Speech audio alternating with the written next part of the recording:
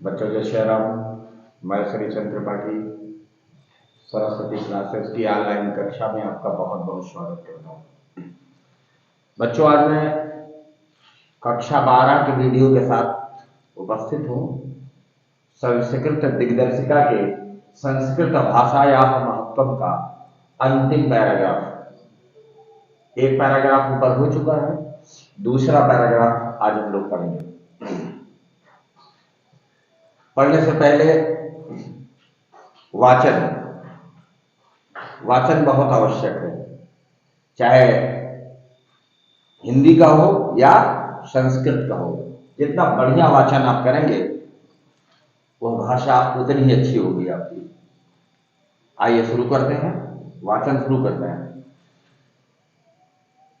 संस्कृत भाषायाः महत्व। संस्कृतस्य साहित्यं सरसं व्याकरणं च सुनिश्चितं। तस्य गद्ये पद्ये च लालित्यं भावबोधसामर्थ्यम् अद्वितीयं श्रुतिमाधुर्यं च वर्तते। किं बहुना चरित्रनिर्माणार्थं यादृशीं शतप्रेरणां संस्कृतवाङ्मयं ददाति न तादृशीं किंचित् अन्यत्। मूलभूतानां मानवीयगुणानां यादृशी विवेचना संस्कृत साहित्ये वर्तते न अन्यत्र तादृशी। दया, दानं, शौचम, औदार्यम, अनुसूया, क्षमा, अन्ये च अनेके गुणाः अस्य साहित्यस्य अनुशीलनेन संजायन्ते। बच्चों एक बार पुनः देखें, थोड़ा गति में देखें। संस्कृतस्य साहित्यं सरसं व्याकरणं च सुनिश्चितं। तस्य गद्ये पद्ये च लालित्यं भावबोध सामर्थ्यम् अद्वितीयं श्रुतिमाधुर्यं च वर्तते। किं बहुना चरित्र निर्माणार्थं यादृशीं शतप्रेरणां संस्कृतवाङ्मयं ददाति न तादृशीं किंचित् अन्यत्। मूलभूतानां मानवीयगुणानां यादृशीं विवेचना संस्कृत साहित्ये वर्तते न अन्यत्र तादृशी। दया, दानं, शौचम, औदार्यम, अनुसूया, क्षमा, अन्ये च अनेके गुणाः अस्य साहित्यस्य अनुशीलनेन संजायन्ते। आइए बच्चों, इसके अनुवाद देखते हैं। संस्कृतस्य साहित्यं सरसं। संस्कृत का साहित्य सरस है।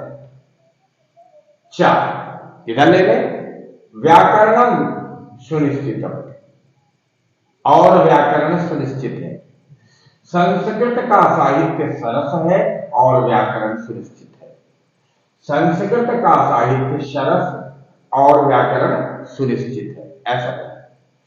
संस्कृत का साहित्य सरस और व्याकरण सुनिश्चित है। तस्य गद्ये पद्ये च लालित्यम। इसके गद्य में और पद्य में लालित्य। इसके गद्य में पद्य में या उसके गद्य में पद्य और पद्य में लालित्य, भावबोध सामर्थ्य और अद्वितीय श्रुति मधुरता है। अगर आपको अलग के शब्द नहीं लिखने हैं तो इससे भी आपका काम चल सकता है। उसके गद्य और पद्य में लालित्य, भावबोध सामर्थ्य और अद्वितीय श्रुति माधुर्य है। जो सुनने में मीठा लगता है वही है श्रुति माधुर्य। कानों को जो प्रिय हो, कर्ण प्रिय हो, वही है श्रुति माधुर्य। तो उसके गद्य में और पद्य में लालित्य, भावबोध सामर्थ्य और अद्वितीय श्रुति मधुरता है, श्रुति माधुर्य है। किं बहुना, और ज्यादा क्या, चरित्र निर्माणार्थम, चरित्र निर्माण के लिए, यादृशीं शत प्रेरणा, जैसी शत प्रेरणा संस्कृत वाङ्मयं ददाति, संस्कृत वाङ्मय देता है, ना तादृशी किंचित अन्यत्, वैसी किसी दूसरी जगह नहीं, वैसी किसी दूसरी जगह नहीं।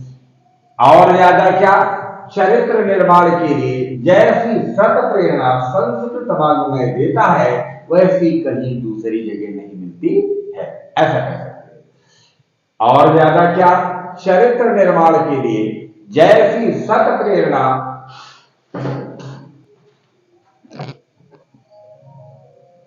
फिर से देखें बच्चों, किम बहुना चरित्र निर्माणार्थम यादृशी शत प्रेरणा संस्कृत वाग्मयं ददाति न तादृशी किंचित अन्यत्। और ज्यादा क्या, चरित्र निर्माण के लिए जैसी सत प्रेरणा संस्कृत वाग्मय देता है या संस्कृत साहित्य देता है, न तादृशी किंचित अन्यत्, वैसी कहीं दूसरी जगह नहीं मिलती है। मूलभूतानां मानवीय गुणानां यादृशी विवेचना संस्कृत साहित्य वर्तते न अन्यथा तादृशी। मूलभूत मानवीय गुणों की जैसी विवेचना संस्कृत साहित्य में है, वैसी कहीं दूसरी जगह नहीं। फिर से देखें, मूलभूत मानवीय गुणों की जैसी विवेचना संस्कृत साहित्य में है, वैसी कहीं अन्यत्र नहीं, वैसी कहीं दूसरी जगह नहीं मिलती है। इसको अपने तरफ से लिख सकते हैं। मूलभूत मानवीय गुणों की जैसी विवेचना संस्कृत साहित्य में विद्यमान है, वैसी कहीं दूसरी जगह नहीं। दया, दानम, शौचम, औदार्यम, अनुसूया, क्षमा, अन्ये च अनेके गुणाः अस्य साहित्यस्य अनुशीलनेन संज्ञायन्ते। दया, दान, पवित्रता, उदारता, अनुसूया, क्षमा और अन्य अनेकों गुण इस साहित्य के अनुशीलन से पैदा होते हैं या आ जाते हैं। दया, दान, पवित्रता, उदारता, अनुसूया, क्षमा और अनेकों गुण इस साहित्य के अनुशीलन से प्राप्त हो जाते हैं या आचरण में आ जाते हैं या उत्पन्न हो जाते हैं। और बच्चों, ये सत्य है, संस्कृत एक ऐसी भाषा है जिसको पढ़ने से या जिसके अनुशीलन से, ये कहने वाली बात नहीं है कि लिखी हुई लाइन है, ये बिल्कुल अंतःकरण में आपके आ जाती है।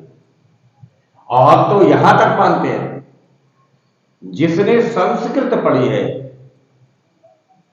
उसी में संस्कृति है, उसी में भारतीयता है।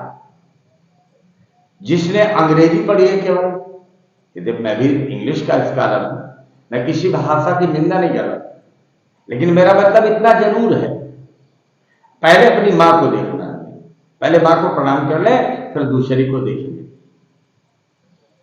यदि आपने संस्कृत नहीं पढ़ी तो मैं समझता हूं आपका आधा जीवन बेकार है।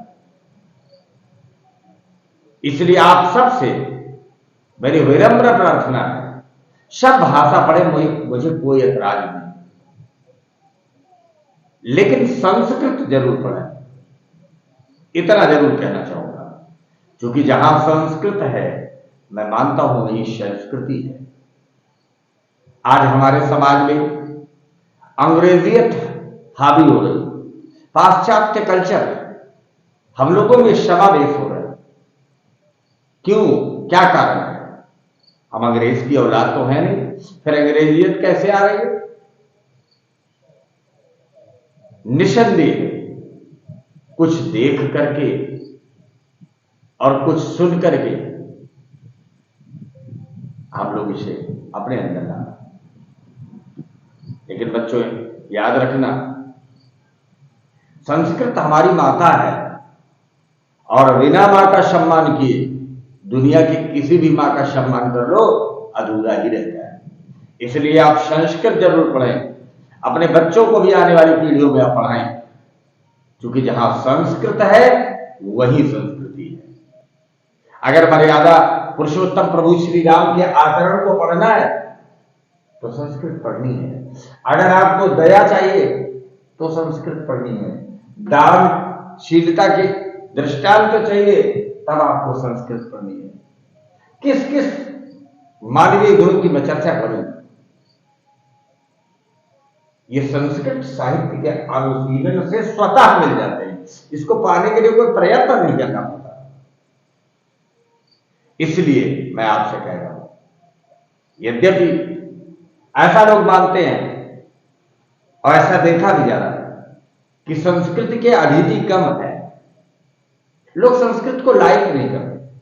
अरे क्या पढ़े संस्कृति, संस्कृत में क्या है, वो मूर्ख।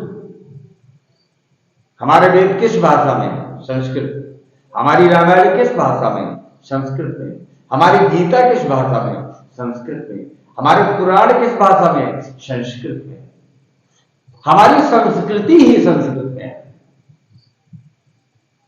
और हमें अपनी संस्कृति तब तक अच्छे से समझ में नहीं आएगी जब तक मुझे संस्कृत समझ में नहीं आएगी।